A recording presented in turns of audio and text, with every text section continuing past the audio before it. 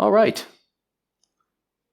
Dancing around a wee bit on the, could be some interference on the HDMI, but that's okay. We can either switch it over to yours, or what do you say? I don't want to hold us up. See, I have the fancy kind of presenter tool. I've seen a few of these in the speaker green room. If you're not familiar with the spotlighting, I encourage you to check it out. Yeah, go ahead and switch it over if you want. Whatever you feel like doing. I had to be different, and here I am causing all the trouble, right? But as they're working on that, you did hear correctly. I break into buildings. That is what I do. I do physical penetration and physical entry. Literally, my bio on because I worked with the Mythbusters once. It's physical penetration specialist, which was a real fun one when you get introduced to somebody's father who you're dating. But this is my life. This is my life. And I can describe going to a client meeting once where I was going, this is in California, so I'm riding the Cal train down to the Bay Area. And as I'm looking at all the other passengers, I can just clearly see, all right, well, this person works for this company, this person works for that company because they all have their badges out. And many of you in security might see the world this way. But what I'm looking at half the time is if their badge flips over, I can see what credentialing technology their company actually uses for their readers and their credentials. And I go, oh, that one's crackable. Oh, that one's not so. That one's a little better. Oh, they must have upgraded theirs. If I get a little bit closer, I'm walking, from the station. Are we switching over there? Sure. I have one here. All right. So we've switched to this. Oh, we have. Look at that. All right. So I'm walking to the meeting, and I say, okay, I can see someone's trying to secure this parking lot with a certain type of padlock. It's got little ridges down the side. You can always spot it at a distance. And when you see it, just remember, the ridges are to help you grip it. This padlock, if you pull on it really hard and run the numbers, you can decode this with no tools whatsoever. You can just get the combination. It's still on the store shelves in the retail channel today. I show up at the meeting spot. I could call the guy and say, hey, I'm here. But before I look at the building and say, well, I could just let myself in, technically. We got a lot going on here. I can see their access control intercom. It's made by Mircom. I can know some exploits for that.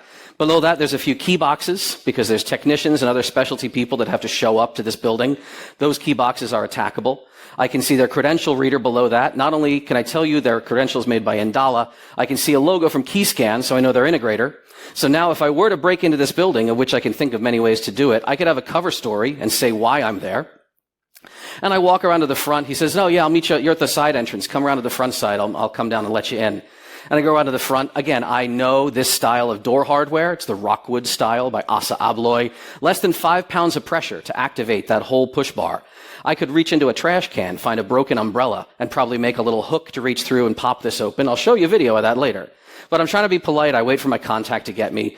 And he leads me inside, goes to the elevator, badges in. I say, oh, I know who was using the Indala credentials. That's clearly you. Somebody else in the building is using a different credential. We go up to their floor. I also could tell you that without any credentials at all, I know this brand of elevator. I know that locked panel has some interesting key switches behind it. I know the key for that locked panel, since this elevator is all keyed alike from this brand. We get up to their opening of the office, and they have kind of a gallery space with some sort of zombie corporate art that no one cares about, but you're supposed to look at respectively as you wait for the meeting. And people are, milling around looking for coffee, but I'm not looking at any of that. I'm looking over my shoulder to see a sensor up above the door. It's called a request to exit sensor. It's an infrared sensor. And I know that I could trip this sensor if I want to either unlock the door if it's locked or to potentially even trick the access control system into thinking that someone is egressing the building when I'm slipping in. And I can do that to not set off alarms. So now, just by strolling through this office, I have a pretty good plan in my head of how I would break in if I wanted to, what cover story I could use if someone challenged me, and how I can avoid detection and alarms just by being there. And this is how I see the world. It just gets in your brain, much like you notice every time someone walks away from a laptop that's unlocked, you notice people are not using the right password. Like, wow, that was straight down the middle on your phone. I couldn't help but see that out of the side of my eye. This is what our brains do. As I'm walking away, I just walk through cities. I see other buildings. I could talk all day. I could tell you that these giant boom lifts are all keyed alike from the manufacturer. I have the keys. I could get on the roof and probably get in that way. You just start seeing the world. I know this reader. I know this lock is green because this is a construction core. They're having work done in the building. So they've replaced their lock temporarily with a construction lock. The thing is, it's not like the construction company is an institutional locksmith. They order these cores from a provider. They're all keyed alike. Every time you see a little green or other colors of lock, I have all the colors of keys. I can just spot things as you go around. You can also spot things in my own life. My hotel room looks like this when I travel. You can ask me why. This is a fun job, right? Let's make no mistake about it. This is an entertaining job. And it's because I get to break into places where I don't belong. It's exciting. It's thrilling. Those of you who do this digitally on the cyber side, it's fun to pop a shell or to get access to something and then to be able to tell people how you did it. And a lot of people have been coming up to me. You've all been very polite, and I'm happy to say hi to everyone who wants to later. Say, oh, I saw you lock picking, and those diagrams you have showing people how locks work and how picks work. That is so much fun, man, and you get to do that for your job and break into buildings. If you've never seen these animations on the internet, I put these out years ago. They get used over and over in teaching people about lock picking. That's true. It's very fun to pick locks. It's easy to understand. If you watch, how many people watch Lockpicking Lawyer online, right? Like you'd hear Harry's voice right now. He's like, ooh, a little click out of 4. Let's move on to 5. And, you're just methodically going through. Like any type of hacking. Lockpicking, you stress the system and you try to get it to behave in ways that the manufacturer didn't intend. Who has picked a lock in this room? Anybody? Who wants to pick a lock in this room? There are lockpickers in Ireland. Some of them remove all the nuisance locks from the Halfpenny Bridge. You should go check them out. But as fun as this is, I don't do this on a lot of jobs. People come up, oh man, it would be so much fun to be able to pick my locks and get into buildings. I'm like, I guess it would be in fun theory, like sure, but I don't do that a lot, nor do criminals. This is easy, but there are far easier ways to get into most buildings, and I love talking about them. So what do criminals do, whether they're the kind you don't like or the kind you hopefully like? Dumb stuff. We do dumb stuff. Knocking the hinge pins out of a door and then walking that door away from the wall. Absolutely a feasible thing. You don't need to do it with giant tools like this. I have a little wire, like little hammerless punch. So it's just a little spring and 2 strikers. Bang, bang, bang. You can knock those pins out and you're in. And you might say, well, wait a minute. Why would you have the hinges? That's not how doors should work. Why would they be? Well, because again, you'll talk to me later about building code. We are in an area of assembly, or at least it would be designated Group A occupancy where I am from in North America, where the doors have to swing outward for egress reasons. The knuckle of that hinge is going to be facing the outside on a lot of commercial properties. How do you mitigate for this? I'll show you lots of mitigations for everything I do. You can have a security hinge. This is what's called a stud and hole design. You can see when that door swings shut, it's locked together. The leafs of the hinge, you could take an angle grinder and knock the knuckle right off. The door is still not going to come out of the frame. You can sometimes find hinges with little set screws. Same idea. You can't knock the hinge pin out unless the door is open. Or you can have hinges with both. This is what our office looks like back in the U.S. Door fitment and installation. This is where we exploit loads of things. Here I am at a critical infrastructure site. This is a city water supply, and I'm just coming in off the sidewalk. That door was locked, right? And I'm showing the site administrator. I'm like, yeah, no, your door's locked. It's not like you didn't forget to lock it, but the door's not fitting correctly together. And I'm just using a little traveler hook, right? This is a tiny hook that we were talking about at dinner the other night. I said, yeah, I have one in my wallet. Here's another example of the same attack. If your door hardware isn't fit together correctly, it's not going to operate the way it was designed to operate. If you can't tell what's happening here, it literally is this simple. I'm reaching in the door jamb, grabbing the latch, retracting it, and swinging the door open. That shouldn't work that way, though. I'm using stupid tools. This is not a sophisticated attack. The problem, though, is that these locks, anytime you have a keyed entry-style lock set, the door hardware should not allow this to happen. You should have what is called a dead latch. This yellow part here, this is the latch. That holds the door shut. And many of you have seen doors with just that. A bathroom door, a closet door maybe. This would be a passage mode spring latch. But if you see an extra mechanism on your doors, this extra little plunger called the guard bolt, you might not know this. When the door is actually swinging shut, it's supposed to hold that back by the strike plate. That's not supposed to be popped out. The problem is incorrect hardware fitment. We see all the time somebody installs a new lock and I don't need to put the strike plate on. There's already one on the door frame. The one that came in the box is just spare parts. No way. No way. You can wind up with buildings like this, where I'm breaking in using a very sophisticated hacker tool called a piece of garbage that I took out of a trash can, sliced it with my knife, and we took this whole building apart. That is the server room right there. Server room access with a piece of trash. And you might say, what on earth? Look at the size of that strike plate hole. It's enormous. You could drive a lorry through there. That's not the strike plate that came with this door hardware. And at the beginning of the clip, you might have seen why. How did most people at this office, did you see how that door was usually controlled? Shout it out. Yes, it's card swipe door. It's an access control electronic door. Again, the problem is door fitment. We literally know integrators and installers who their boss says, remember, always order the number 41. It's got the big hole. No matter what the customer's doors are, it always works. No way. You are undermining your security. Another critical infrastructure site. Again, this door has just drifted over the years. Again. Yep. Bad door fitment. Bad door fitment there. I do not belong in there at all. I'm going to hurt myself or others. But I got in with a $5 hook and a door that had just slightly drifted out of true. Panic exit devices, also very fun. Bent rod. That is a bent rod that I bought at the hardware store down the block, and I just hooked it around and smashed that egress bar. Again, there's poundage of pressure. There's actual ratings for that. You have to be able to operate the operable part of the door with very low effort for accessibility reasons. Here's that one I told you about, the Rockwood style. Very popular in what are called frameless glass doors. We have this hook. We literally call it the key to Silicon Valley. Every office in the Bay Area and in the US loves this design of door. And those guys, they work here, and they were looking at each other like, did that guy badge in? What happened? So Rob had just put his phone there and walked out, walked back in as many times as he wanted, which is just a long, bent rod. Now, you might have seen in some of this footage, you say, all right, but some of this looks like it wasn't daytime. This was nighttime, you're breaking in. They could have done something else that they didn't do. What can you see in this picture? Shout it out here. Yeah, there is another lock, right? They could have deadbolted the door at night, right? But the rules say you can't trap somebody in the building. What if somebody was using the restroom and they oh my God, the business is closed. I'm stuck in here all night. You have to give them a thumb turn. Well, if you have a thumb turn, I have a tool like this. It's called a J tool or a thumb turn flipper. Reach through the door. You can operate from the other side of the door. Reach through, flip the thumb turn. Door is now unlocked. We train firefighters and first responders all the time to use these for what they call graceful entry. So they don't have to put an axe to the door.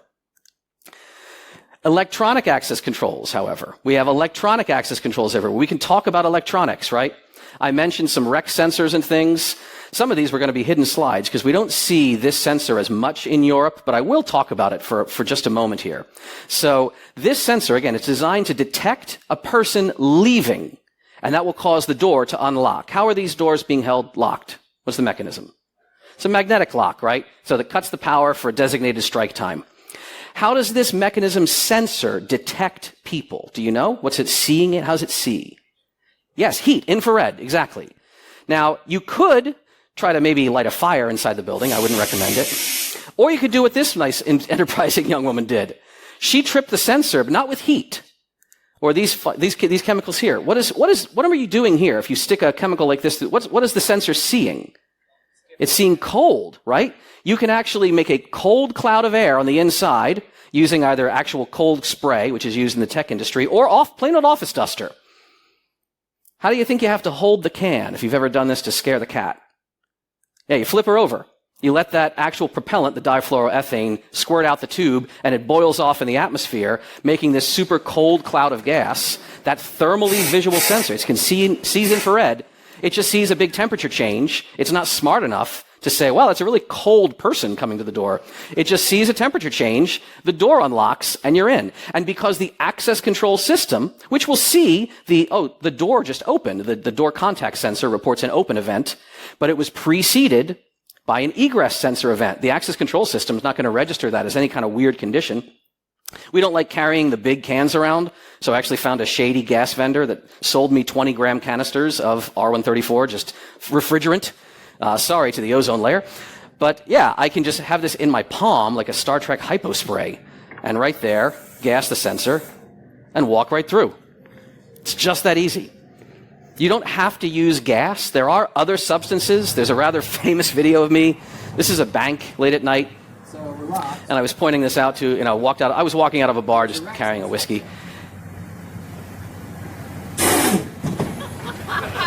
There you have it, right? So yes, just kind of aspirate some of that, and there we are. Don't worry, it wasn't the good stuff. I wasn't going to waste a bit of the creature. Now, you'll see this much more frequently in Europe. You'll see push-to-exit buttons. A little more friction in the process. We don't like that in the American market, but it's much more common over here. These buttons are exploitable. Again, if I can reach through the door with a rod, there's tons of weird-looking, rigged-up footage that will come up, kind of bang over here. Sometimes you don't have to try that hard. Server room test number 1. This is a locked server room cage. This badge does not have access, but this person still has access. It's important to understand. This looks funny, but in the actual physical security world, access control is a procedural system. It is not a control system, even though we use control in the name. Imagine if passwords on computers were there just to kind of make sure, like, oh, you're supposed to be logging in right now. A lot of these systems are designed, again, just to make sure that the right person's supposed to be going in, but they're not designed with a strong robustness involved. If someone says, what if I just reach through here and hit that? They tried a little bit. Did you see? It even had a little cover. But yeah, I just kind of flipped that up. This is another one. I've been looking around. I haven't seen too many of these. Do you have accessibility buttons over here for the handicap and so forth? Okay. Now, you might watch them being installed. You'll see a technician, and you see wires coming out of the wall.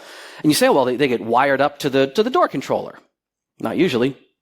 Most of these systems, they're wired for power, but they communicate with some access control panel in a cabinet somewhere. You don't want to pay for a long wire run. They say, no, you want to buy our buttons, because all you have to do is install a little receiver in the access control panel, and they communicate wirelessly, says the vendor who wants to sell more buttons. Loads of these buttons are communicating with a small sub-gigahertz blurb of information. It is not encrypted in any real way. This is a person using an SDR, software-defined radio. What they did is they just triggered this button on the inside of this. This is a hospital. So they waited on the outside for someone to egress. They grabbed that packet of data, and then they replayed it, effectively hitting the interior button. Same idea here. That exterior button would require a card presentation. The interior button, which is not even being recorded and replayed, there's actual scripts now on the Flipper Zero, if you've seen the Flipper. This is a major brand called Linear. They have all the linear packet codes, depending on however the data packet is being used. You can just race through all of them until you hit the right one. You can download scripts for a Flipper and do this right now. Again, a lot of this has to do with legal code, building code, accessibility code. Let's get back to mechanical here. Lever-style door handles, right? Lever-style door handles, you see them, you don't see knobs anymore. What if somebody has bad tactile grip function? What if they don't have hands? What if there's a fire and the handle hardware is hot? Lever-style handles are what we have everywhere now to ease people's use of the building. However, this tool exists. This was for a TV show. They were filming us, and the cameraman was like, what's he doing? I thought you were going to pick the lock or something. You're kneeling down, and all of a sudden, the door just pops open. And he said, what the hell was that? So what the hell was that, indeed? Let's look at it from the inside of a door. Could not be simpler. This is called an under-door tool attack. It is a rod and a string.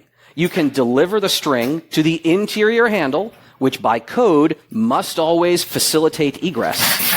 Hit the interior handle from the outside and look really creepy coming into a hotel room right there. Yeah, a rod and a string. This will annihilate buildings all over the North American market, and a lot of buildings that I've seen here as well. If that door has a little bit of gap on the bottom, there are mitigations. As always, I'll give you some mitigations. There are articulating door bottoms. There are interlocking door sill bottoms. There's a number of ways you can prevent something from going under the door. That just means somebody has to then say, if I can't get under the door, maybe I'll go over the door. For the young people in the room, look to your left and your right. Your older neighbors might tell you what this product is. Who knows? What is that? That is film. Yes, we used to shoot movies and photos on this.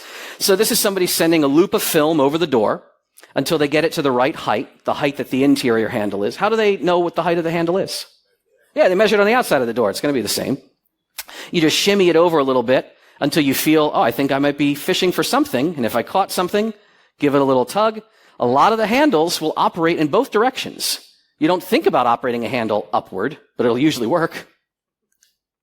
If you've ever seen door handles mounted in a weird orientation at an angle or down, this is absolutely because of these styles of attacks. These are all building owners that know about this. Might not pass with your code authorities, depending on where you are in your jurisdiction. But I've asked building managers, why do you have the handle turned that way? Is that because of the under-door attack? And they say, how do you know about the under-door attack? I say, well, because I'm a thief, but I'm not stealing from you today. What we like to do in a lot of buildings, honestly, we just put a little shroud. We literally just install a small shroud.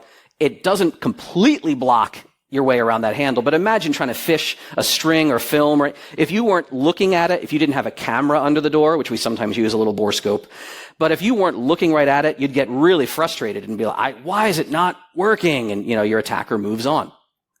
I was actually at a hotel. This was a conference called ShmooCon. It was in DC for 20 years. It was at the Hinckley Hilton.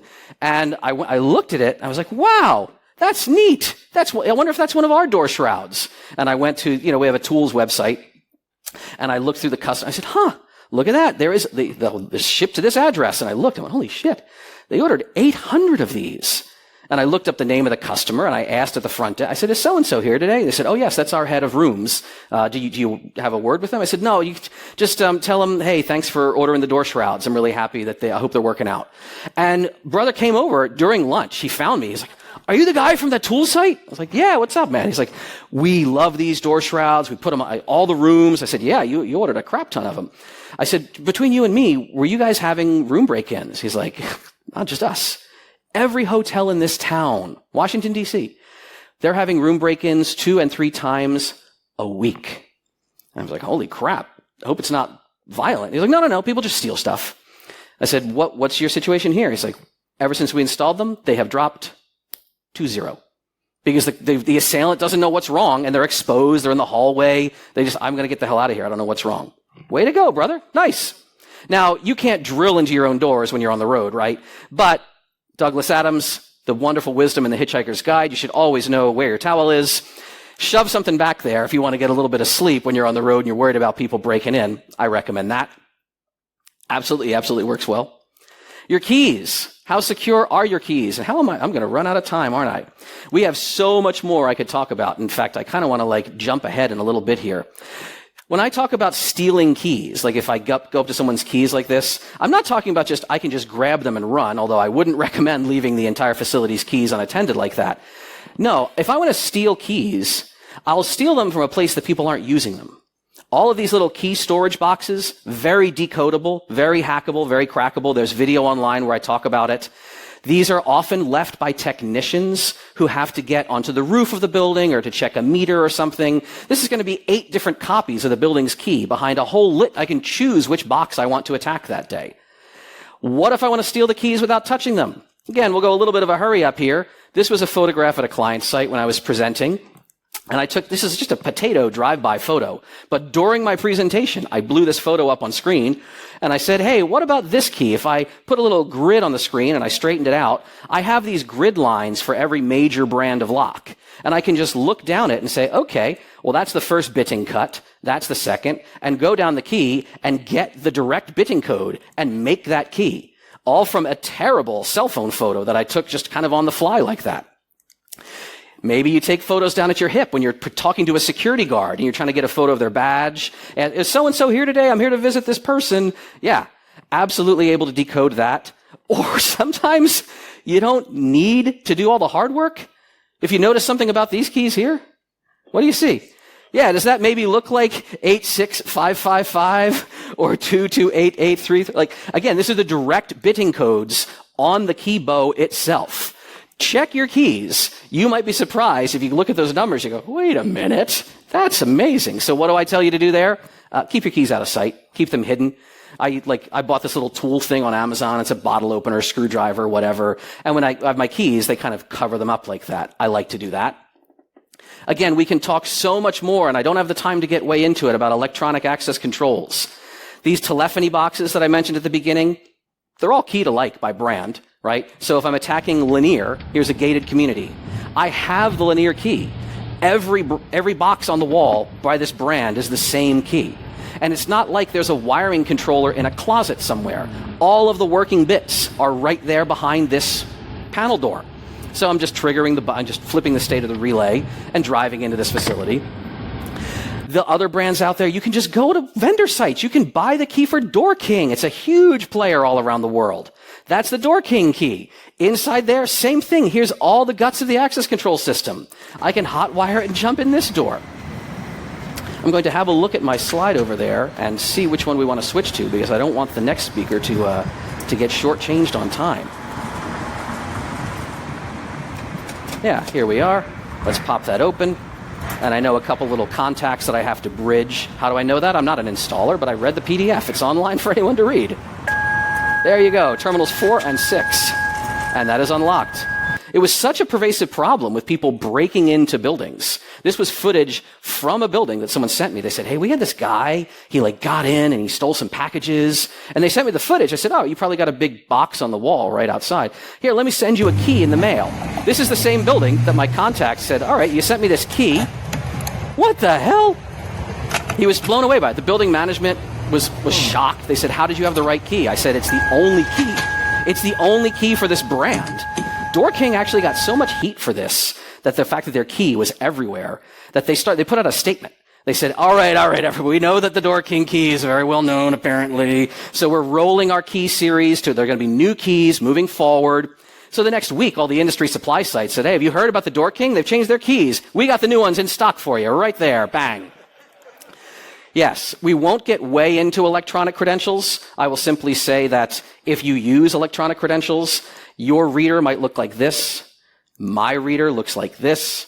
We can talk, just bring me back if you want to talk all about electronic badges and how if you see one, and I'm sure, again, Jenny's in a building, she walks by, she might swipe a credential, if you listened to her this morning, or she might just put a little attack tool next to it, clone the credential, and then walk away and make that badge later.